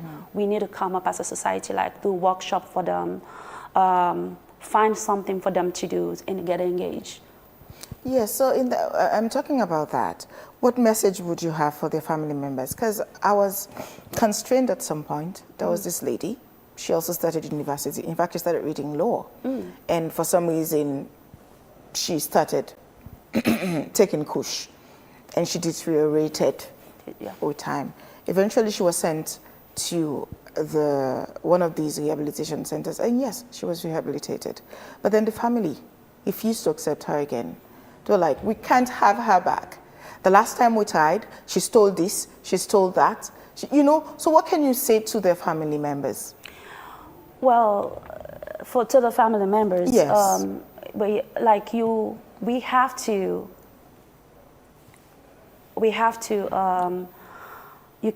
yes, it's hard. It is hard when an addict, of course, that's what they do, to steal, to get what they want. But you have to encourage your people, because if you want them to get, you have to put it out there. It's like, let's say, my sister, she's anorexic mentally, so the family, we have to support her so she can get better, because she looks at herself in the mirror and she sees this fat girl, but when we look at her, we see bones. So she's mentally up there. So when someone started taking those drugs and it's affected them all mentally, as family, we have to be there to support. Yes, it is hard and challenging, but if you truly love your, children, you have to go out of your way. You have to endorse it. Be patient.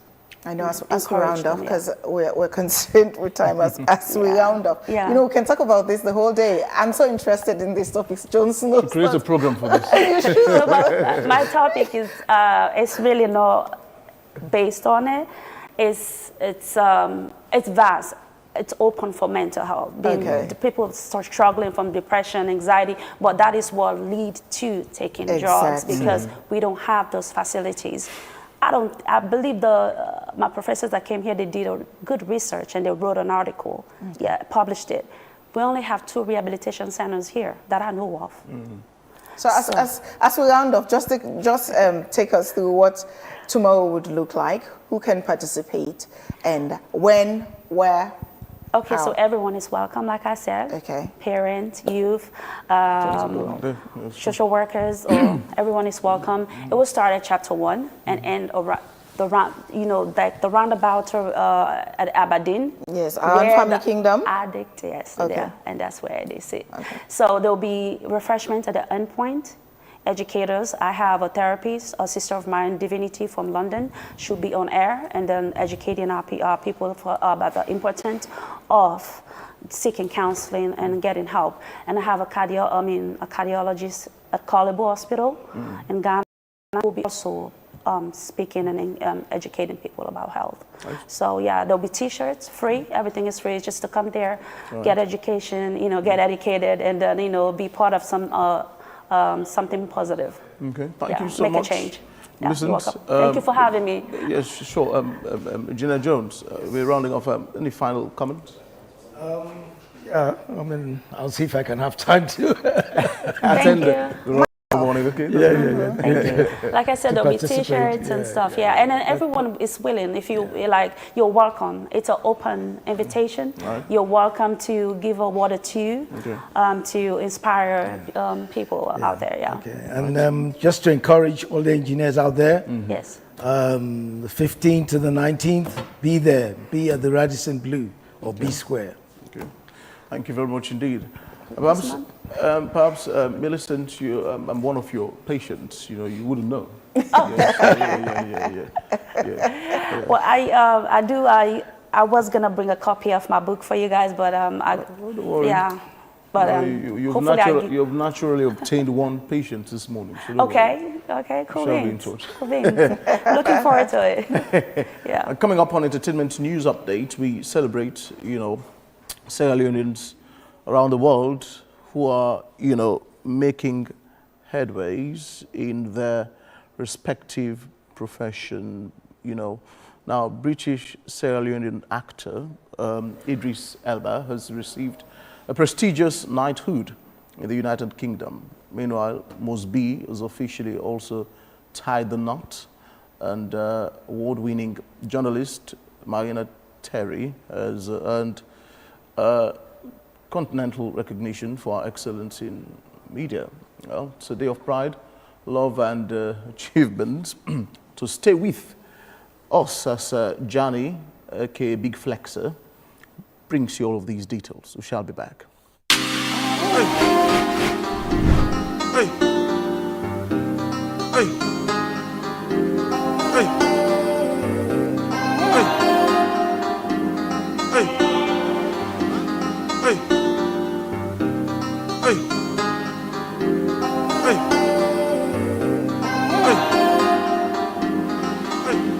Hey. Hey. Hey. It is Friday, thank God it is, and as always, I'm excited to bring you the latest on entertainment news updates right here on Wake Up Sierra Leone. I'm your host for the most, Johnny, aka the Big Flexer. And now, straight to our first story. British Sierra Leonean actor Sir Idris Elba has been knighted by King Charles III in recognition of both his outstanding international film career and his work with young people. The honor comes amid ongoing concern in the United Kingdom over youth violence and knife crime, which continues to affect communities across major cities. It is such a beautiful moment to witness, especially for Sierra Leoneans around the world. But right about now, let's take a seat, Hannah Yankson, take the front row seat, and let's watch this. To receive the honour of knighthood, Sir Idris Elba, for services to young people.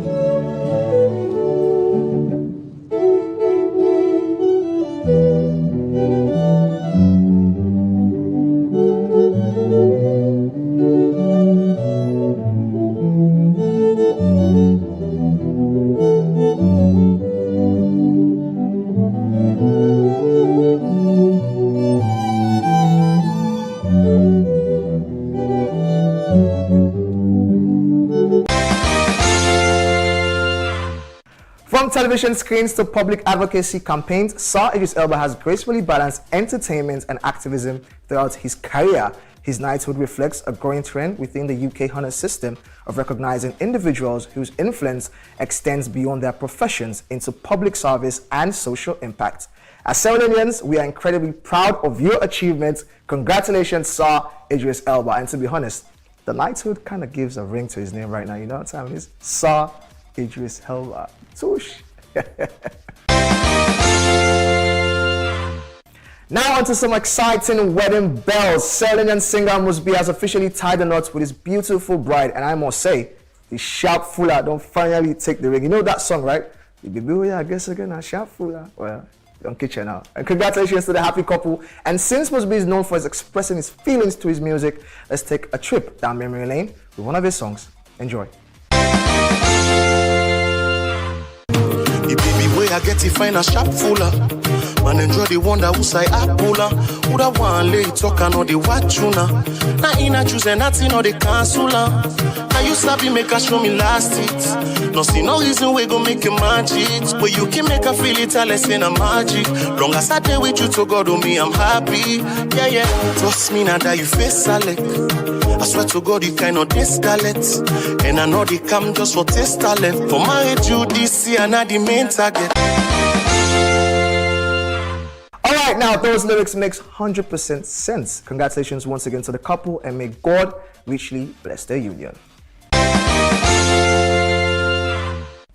Now I can't wrap up the entertainment news without talking about our very own Marina Terry. She has been inducted into the 2026 League of Excellence by the Pan-African Youth Leadership Foundation as a distinguished journalist, news anchor, producer and media professional with Africa Young Voices AYV Media Empire. Marina is being recognized for her credible, impactful and people-centered journalism that continues to inform, educate and influence public discourse across national and regional platforms. And she will receive her award in Lagos, Nigeria during the Pan-African Leadership Conference and Awards scheduled for the 21st and 22nd of August 2026. And this is indeed a wonderful, wonderful news. And as your colleague and close buddy, you know, I'm so proud of your hard work, dedication and commitment to excellence. And I want to say kudos to you, Marina. And yes, we definitely need to pop champagne. You know, Marina, you are the first person to give me champagne at chapter 1. So, you know, gold boats now and this, I find one. Cold one with ice.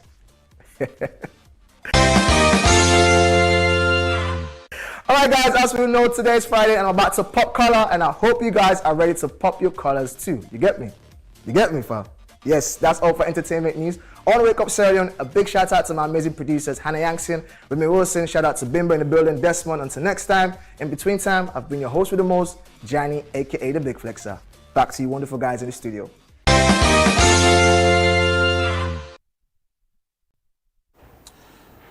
All right, many thanks to Johnny for putting that, you know, report together. Don't forget you're still watching AYV's Wake Up Sierra Leone. It's the final edition of this program for this week. Now to entertainment. This morning we've been joined by Saifon Balde, widely known as Saifon. He's an artist, a superstar, blending traditional Fula and modern Afrobeat styles into a genre he calls Afro-Pastoral. He rose from the bustling Koloma market in Conakry to become one of West Africa's most popular musicians. Tonight, Saifon will be performing live at the State at Chapter 1 nightclub, a highly anticipated event. He is flanked along Tawanda, who is a club manager at Chapter 1 nightclub this morning. I also should add that Saifon is here with his interpreter, because he speaks French. Cannot hear us this morning, but there is someone who would interpret, who's called Barry. So I'll be, intermittently speaking with Barry to translate some of what we're discussing this morning. But good morning and welcome, gentlemen. Bonjour. Yeah. From Freetown. Oh, you can. I'm just trying. I'm trying. Well, that sounds so good. It's uplifting, actually. I'm trying. So, I mean, Saifon, it's nice meeting you. Thank you. Yeah, welcome to Freetown, by the way. Thank you. What intrigues you the most about the city? Can you? So, I can talk to you, you translate. So, I di Freetown parce que ça de mi arigao mi santa comme si que comme la Guinée. So he likes this country because wherever he's here in this country, he feel like he's at home. So that is what is striking him the most in this country. This is home indeed. Yeah. He's welcome. Let him take us through the performance for tonight. Okay. What exactly should people expect from Saifon in Freetown? Okay. So So he may no happy no wo de wadi reno. So could you Google fans be being whole Google be ko be yalian de ko de wadde tata weltine be burta yirude be burta en ton de kadi. So it's like, as usual, we're going to bring something new for Sierra Leone, and we have a new album already on the way. So a lot of sound will be new here in this country. It will be one of the first country hearing our new songs here. So we'll be bringing a very good performance to make people enjoy tonight at Chapter 1 place. I'm particularly intrigued by the Afro-pastoral. I've never heard of such a genre before now. Can he shed light on this? What kinds of music are those? Yeah, Afro-pastoral Afro-pastoral ko piung kung enenke di jot ndar den Afrobeat madu coupé décalé et autres ko dun yettu den ko menkon hawtindir den ko beto kon woni Afro-pastoral ko enen créé dum no. Yeah, he's the one who like created the Afro-pastoral music because he take time to think about it. Like all other countries have something with them, like the Nigerians have their own, the Ivory Coast have their own. So he created his own. He take what he's having in Guinea and mix with the other countries what they are doing already. So that's what brings the Afro-pastoral music. Let me usher in Tawanda. Good morning, welcome. Morning. It's been a while. I know you're charging me off. That you've not seen me in a while. Definitely. Indeed, I've been around actually. I've been quite busy. But yeah, welcome this morning. Let's talk about tonight. You know, what will people be expecting from this performance tonight, and what's the cost of the tickets? Tonight is going to be one of its kind, and Seiford is one artist that I've seen. That is the most talented artist that I've seen. And tonight, to all our customers and all our viewers, I wanted to prefer it to be live on AYV, but we are just only holding on tonight. But because I know how he is going to perform, he's one of an artist that can bring an ambience on all sides. He can change the vibe. He can sing according to what is there on the ground. So tonight it's one of its kind, whereby people they are going to see good vibe. And he's one person that have attracted the crowd that has never come inside Chapter 1. You know that Fuller boy who says no, Fuller they don't smoke kush, Fuller they don't talk tramadol. He's going to be part and parcel of that because of Seiford. He has never come to Chapter 1.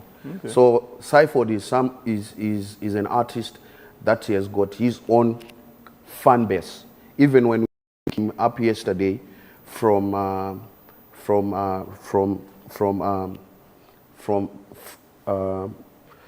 we are coming from Mashaka, as we are reaching Jue, the crowd that came outside to welcome him, it means the show today is going to be a shutdown show. Because I was going to ask, how has the public responded since the event was announced?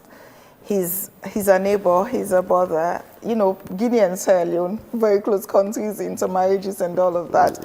So how has the public responded since you announced the event that Balde will be performing tonight? The welcome was so good in terms of, as we approached Joe, people, they were all over the road, the bikes, the traffic. We caused traffic yesterday.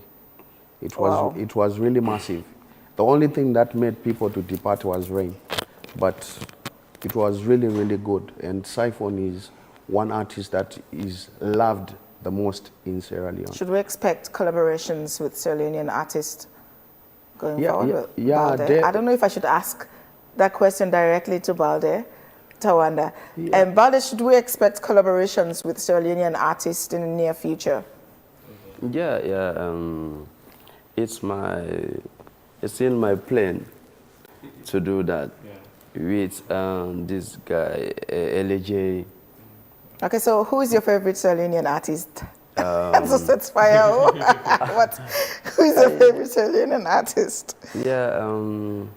I know Langandi artist in Freetown.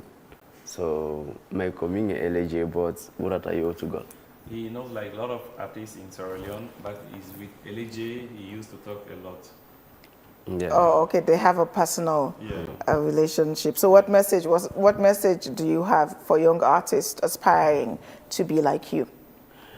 Ko sifa lan fala be hide lan ben fo harako artist be on be imade on be Freetown na Railando to be easy to ila windande ko Instagram e be way kadi yawde chapter 1 lanton e be andu kadi kala ko be watta ko be hol hore mabbe believe in yourself kala ko wadata fi yayo to ko falla so okay, like all the artists, the youngest artists who are in Sierra Leone, they have to know that he is already here. And if they want to talk to him, they can text him on Instagram or they can pass through chapter 1.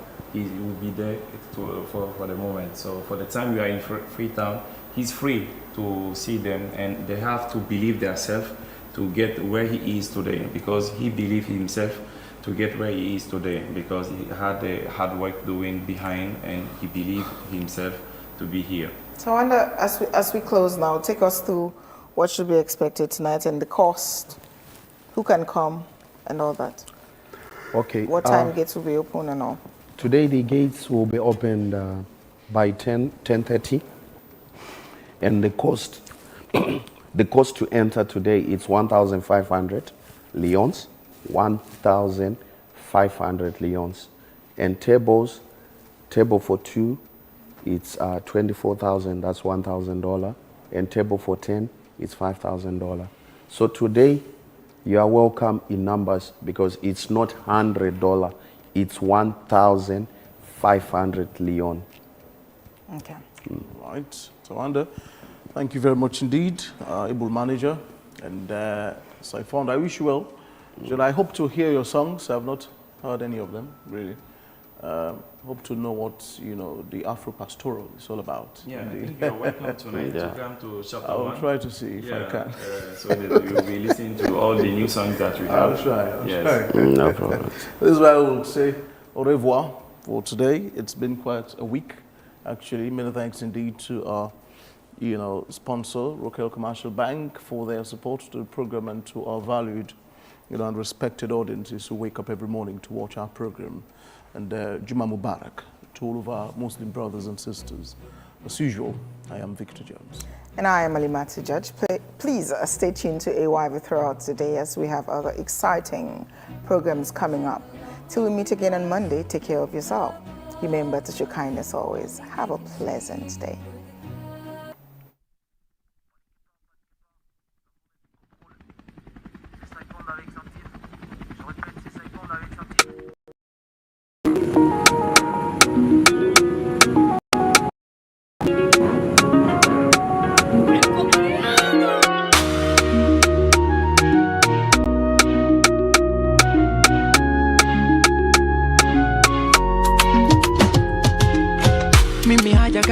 Hypocrites, mean to me, God like me what I eat. Better my better don't know about the kiss. Go don't see me what the trouble fear me able peace. The in the man up on a walk on the Tacoma. In the man of all the walk and do my own. Video Jula Toro alla mochitora nasi. Yanga gula la wata don't falagi. Fimi da dube ko der suit eko yazi. Before be fala yo me veltu. Del di calma bena fatala yo be seku. Alla balle be ambe yo yutu. Fio be jodo before be ngata hund. Be anda ko atta do mokal no mari turu. I be wo be walaila. Mi do andi be falaila. Balla la benga bi falaka. I be wo be walaila. Mi do andi be falaila. Balla la benga bi falaka. No.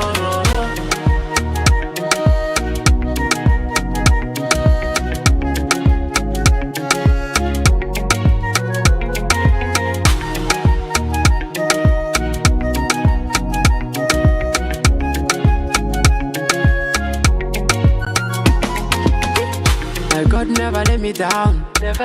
Look at I'm higher. My enemies will leave me.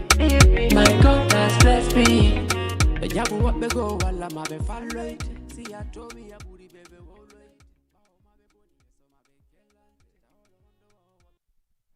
Sing along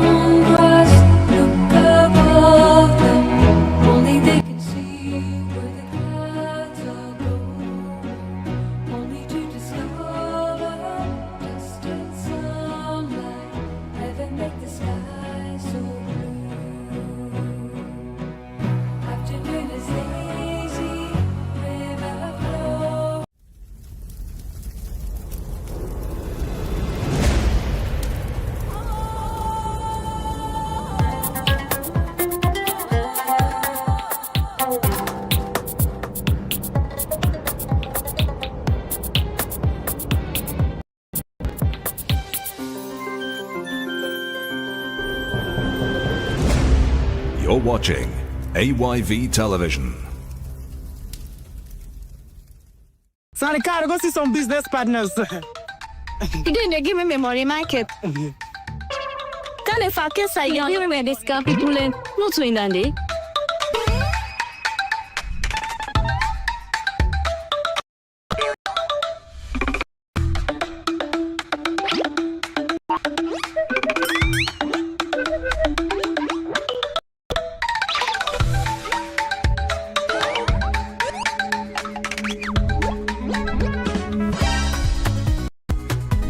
Michael, today you pay me my money. I send it for let you help me send money in Ghana. 2 weeks now, you not send me money and 10 you not give me back my money. Today, give me my money. You know ever sabi goodness in life. I send back your money, but trust me, today na the very last day I ever send money for now.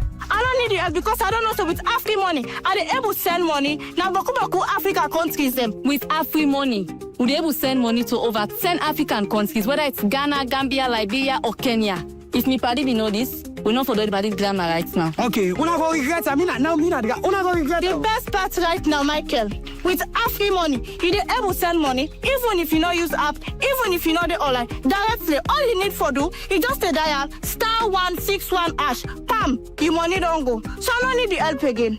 Thief man. Thank you. Send money to over 10 African countries instantly with AfriMoney. No stress, no excuses. Just dial *161*1 AfriMoney and easy. Are you thinking where to buy the best oil for your vehicle or machine? Shalima Trading is the answer. You can save your money now. Gear oil, hydraulic oil, transmission, grease for petrol and diesel tractor machines. Arzol Oil and Lubricants, the best oil in the world. Arzol.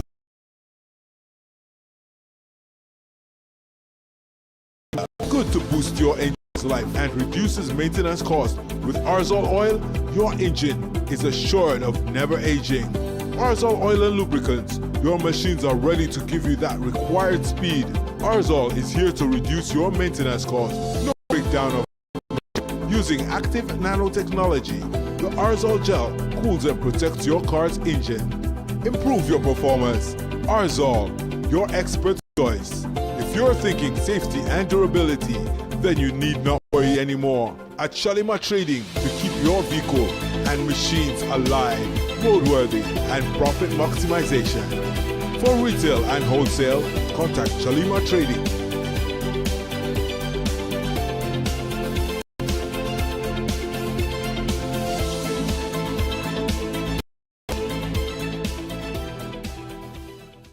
The All Walks of Life Award presents their 11th prestigious award and fundraising dinner happening on 6th June 2026 at the prestigious Royal Regency for £70. For tickets and further details, please contact 079 400